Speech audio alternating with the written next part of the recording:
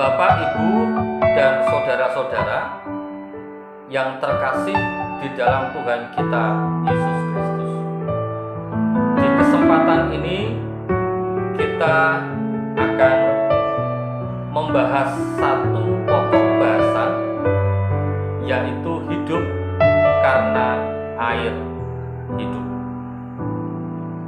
Bapak Ibu, saya percaya bahwa semua yang hidup di dunia ini pasti membutuhkan air. Apakah itu tumbuhan, hewan, ikan, demikian juga manusia. Coba kita bayangkan seandainya dalam waktu tertentu tidak ada hujan. Yang terjadi, tanah akan menjadi kering. Tumbuh-tumbuhan tidak akan menghasilkan buahnya dan cenderung akan layu dan mati. Demikian juga hewan dan kita manusia. Ketika Ahab membuat kuil dan patung untuk disembah, dia telah mendukakan hati Tuhan, sehingga Tuhan tidak menurunkan hujan, yang akhirnya terjadi bencana yang besar. Nabi Elia yang diminta untuk bersembunyi di Sungai Kerit akhirnya harus berpindah karena sungai itu pun menjadi kering. Dia bertemu dengan seorang janda yang hidup bersama dengan anaknya, dan Elia meminta untuk dibuatkan makanan. Dan ketika mereka makan, janda itu pun berkata, "Setelah ini kita akan mati." Mengapa demikian, Bapak Ibu? Karena janda ini sudah tidak punya persediaan makanan dan minuman untuk dimakan dan diminum lagi. Semua sudah habis. Tidak ada cara yang lain untuk menyelamatkan hidup kecuali berserah untuk menerima kematian. Jadi Ibu, Bapak, dan Saudara, dari serangkaian cerita ini jelas bahwa air ini menjadi satu kebutuhan yang penting untuk sebuah kehidupan. Menurut Eko Budi Kuncoro, air adalah suatu senyawa kimia sederhana yang terdiri atas 2 atom hidrogen dan 1 atom oksigen.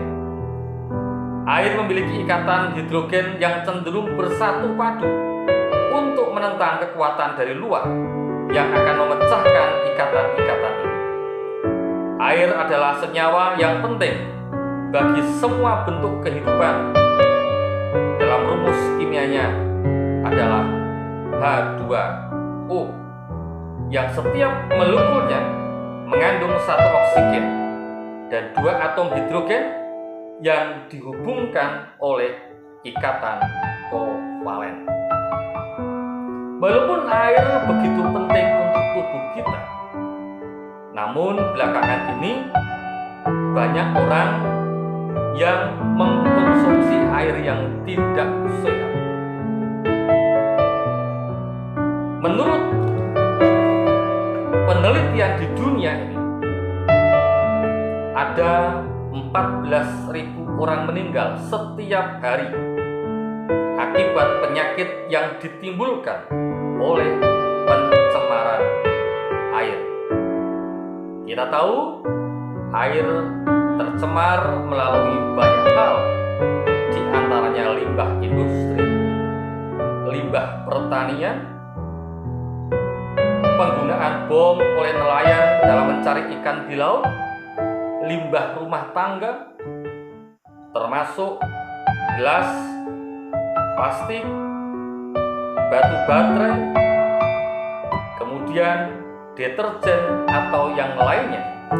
ketika masuk ke dalam tanah, maka tanah menjadi tercemar.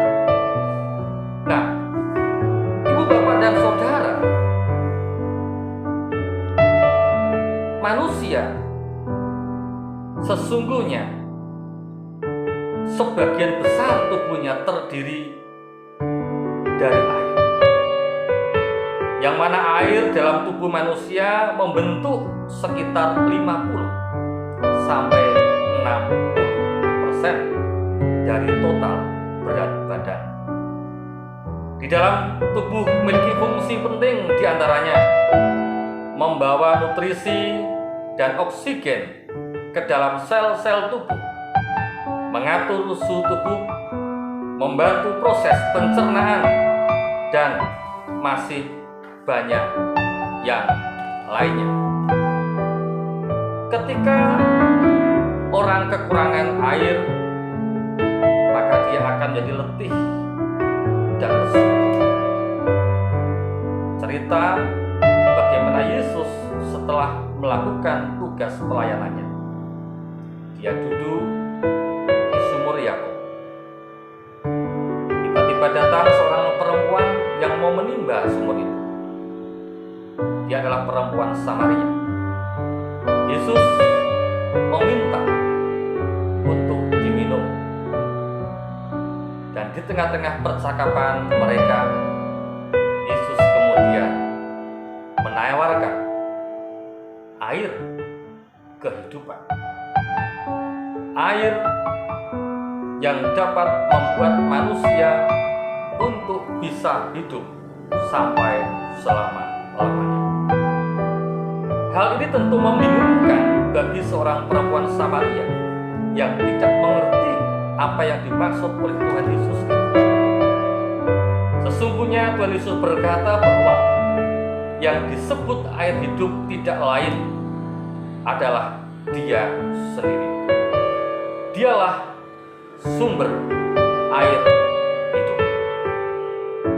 Sebenarnya dari cerita ini Yesus ingin mengingatkan dan mengajak kepada orang, jika orang ingin memperoleh kehidupan yang kekal, maka dia harus percaya kepadanya. Yesus berkata, barang siapa percaya kepadaku, dia tidak akan binasa, tetapi akan peroleh kehidupan yang kekal. Nah, percaya kepada Yesus tentu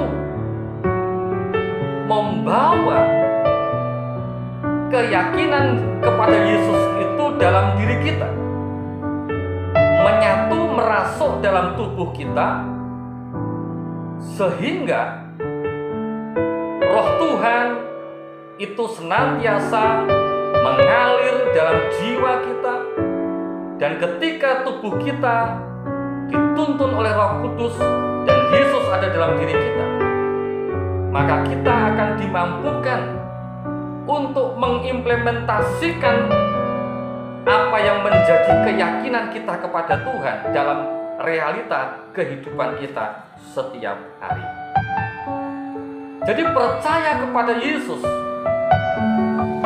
itu membawa kita untuk bisa menghayati bagaimana kita hidup benar di hadapannya, bagaimana kita melakukan kehendaknya.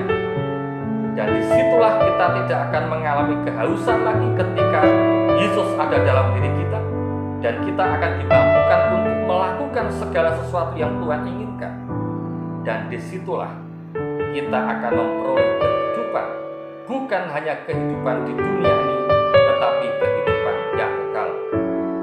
Ketika air dunia sangat penting dalam tubuh jasmani kita, apalagi air rohani, yaitu Yesus yang Tuhan janjikan kepada kita, itu akan menyegarkan kita, akan membuat kita menjadi semangat dan memperoleh kehidupan yang kekal sampai selama-lamanya.